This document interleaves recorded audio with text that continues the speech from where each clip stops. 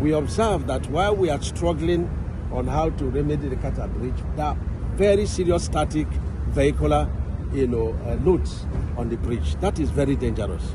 And I observed all over the country that we have, traders and commuters, parking on our roads, parking on bridges. This is very dangerous. And this is the reason why we have frequent damages to our roads and bridges infrastructure. This must have to stop. I was in Aba the other day. I was in Port Harcourt. Even our newly constructed road from Eleme to Ne, you see thousands and thousands of very big trucks carrying heavy loads parking on the concrete road. The concrete road is a rigid pavement, and if you load one section, very heavy against the other, it will definitely crack. This is the dangers. And when it cracks, you will call the leaders, and you will say, oh, they have collected money and they are doing, they did a bad job. No. It is the responsibility of all of us to protect our national assets. And I want you to observe that and help. Talk it to your televisions, observe it as you are doing, creating, content.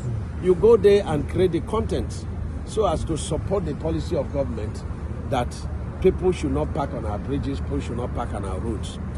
Let me clarify the policy that we made.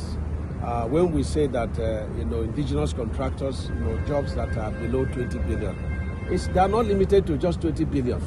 But we are saying that our expatriate firms, we no longer do jobs of 20 billion, below 20 billion. But indigenous contractors that are capable, we always compete with the expatriates for jobs in billions, in trillions, and so on and so forth. So we are not limiting local contractors to just contracts that are below 20, but there are many indigenous contractors, so we compete for jobs that are below 20. The bigger indigenous contractors, we also compete with the expatriates on jobs that are above 20 billion. This is the clarification. And then we also made a policy, because I was in Rivers State and I was in Abia State, and I discovered that contractors would put binder costs 10, 20 kilometers without putting wearing. And I've said that the binder cost is like a reinforcement to, the road, architecture. The moment you allow it to stay without covering it with wearing costs for 2 months, then that road has failed.